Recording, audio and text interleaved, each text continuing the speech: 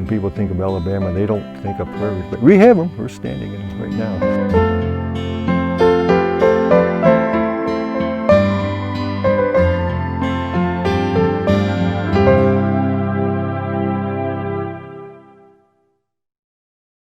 This prairie complex here is one of the finest examples of a black belt prairie complex that we have here in Alabama. And we have the distinction of standing in just a top-notch black belt prairie. This takes into account the biodiversity of the site. There's a high floral diversity, including including quite a few rare plant species. The size of the prairies. These prairies are some of the largest of the black belt prairies that we have, and also it has a good landscape context. And what I mean by that, these prairies are embedded in a matrix of the natural type of forest that you would expect in this part of the state.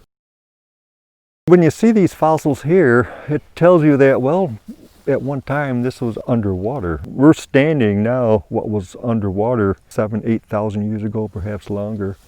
So the prairies themselves are really quite rare. I mean, good quality examples such as what we have here is really really unusual and really quite significant.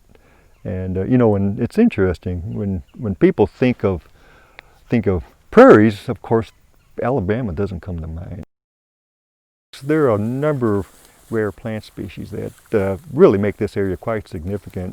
You have the Indian grass, the tall grass that you see just scattered across the prairie, and little blue stem, and in the lower areas you have what they call big blue stem. In terms of rare plants, one's called the prairie pleatleaf. It's related to your irises, and it has blue flowers about the size of a quarter, perhaps maybe the size of a $half, and beautiful plants, and they bloom late April into May.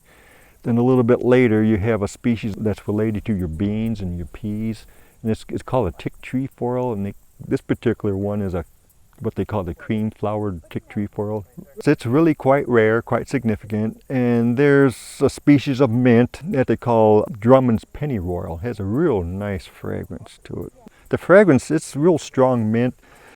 And there's some trees. There's a species of hickory that's really quite rare globally, not too rare in Alabama, and we have it here at these prairies, and that's known as nutmeg hickory. So there are quite a few species of rare plants, and you know, and every time I come out here I seem to find something more, so no telling what else is here that we don't know about.